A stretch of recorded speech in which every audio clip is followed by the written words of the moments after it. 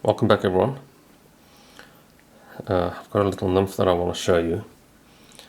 I know I promised more cripple imitations, but it's been quite hectic as usual.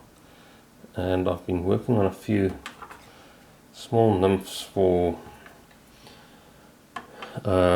predominantly as point flies for yellowfish, or as for trout, stream kind of patterns for trout in some of our clear streams.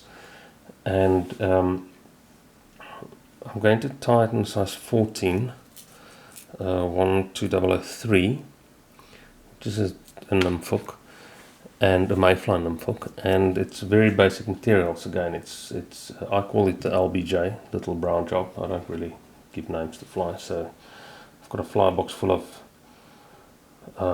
different flies. I know if I want mayflies, I tie mayflies, and if I want caddises, I tie caddises. I don't really name them, but except for a few. This is just a little nymph, very simple fly, but the nice thing about it is the UV ribbing that I put on. Very standard, nothing special about it, but it just adds that little bit of attraction to the fly. Now, I tied with a pheasant tail, and I only take about 3 fibers to tie this. Tie it on top of the hook, go and make one wrap below the tail, between the tail and the hook, just to splay them open a bit, and then you wrap it forward, and again leave that little space there. Now I'm using a matte black brass bead. Again, you can tie it with any color bead. I tie it with olive, I tie it with all sorts of different stuff. So but the tying sequence stays the same. That's the important thing. The rib that I use is UV crystal flash. You can use UV flashaboo. I like the UV flash because it brings out the color underneath the flash. So if you tie it with olive, it really brings out that color and really enhances that fly. So you tie that in on top, tie it all the way back. The tying sequence is pretty much the same as any simple mayfly pattern. So tie that back, and then what I use as a dubbing is just an offcut piece of natural hare's ear zonker strip, and you can brush the fine fiber out from underneath, or you can just pull it out. I quite like to brush it out and you can make sure that you get enough. You just put that down on the table and tease it out with a little brush. Just a few strokes and you've got more than enough of that stuff. Take a little bit of that and you just twist it onto the thread. Make sure you twist it on very thin and tight, because this fly, you want quite a tight, thin abdomen.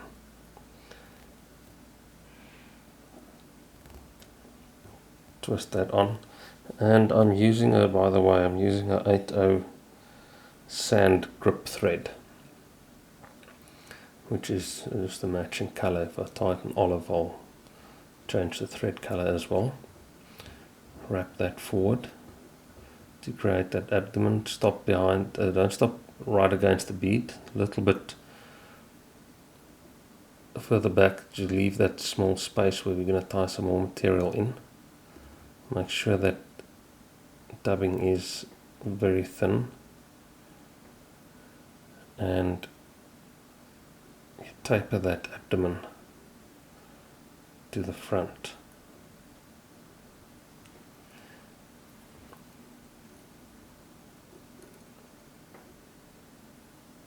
All the way to there, and you leave that space open. There's the rest of the dubbing that I can use for another probably 3 or 4 flies. Now At this point you're going to take the UV flash, you're going to wrap that around the hook or around the abdomen with a few quite tight wraps, and you tie that off in that open space between the bead and the abdomen. Very, very simple fly. You can tie a dozen of these in an hour, and they are very effective. The legs again will be pheasant tail. So I use the bottom end of the feather of a pheasant tail for legs. It's the shorter fibers, and I use 3 on each side. So I cut 3 off. You can use hackle. There are many different materials that you can use for legs. Cut 3 off, and I make them about the same length as the abdomen. Grab it between the abdomen and your forefinger, hold it there, and trap it in that space. And you can see the legs form very nicely on that on the side of the fly, and you do exactly the same on the other side. You take another 3 fibers,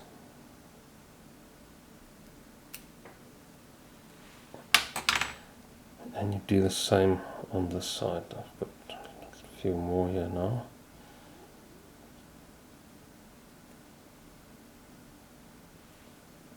Keep all those ends together. This time you trap them between the abdomen and your thumb, and you secure them with a few wraps right there.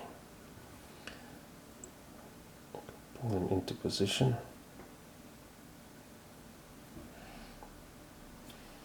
and you can then cut the excess material away. Now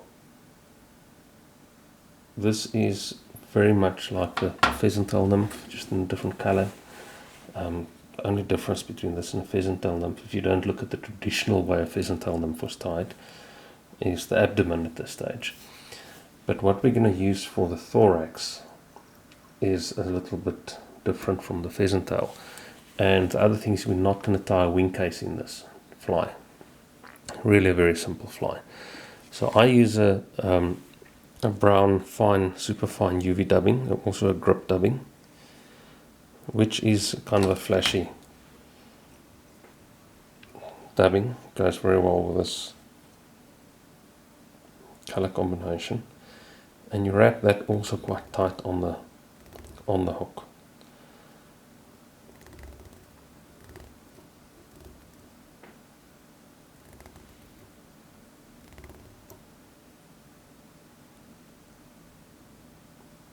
On the fly, I mean, on the thread at least, and then quite tight around the abdomen or thorax area rather, to create that flashy thorax. Now it'll look like I've got too much dubbing here, but you have to build it up a little bit, and you don't want to go too wide with it. You stay in that open area and wrap that quite tight all the way to there. That's enough. So I'm going to remove this,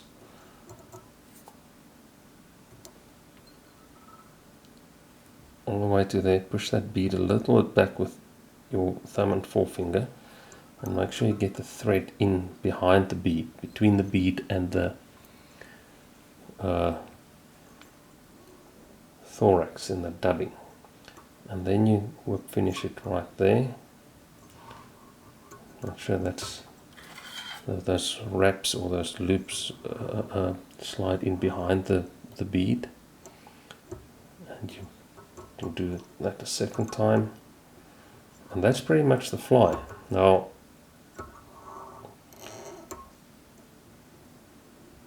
a very easy fly. You can tie it in 16s, you can even tie it smaller if you want to. Standard kind of a wider gape hook. I like to tie it on the 12003. You can tie it on the 12804, which will work just as well. And that's the fly, and I've tied it with olive beads as well. Please like and subscribe to the video. Please comment. Please give me your ideas, little nymphs, whatever works for you. And thanks for watching.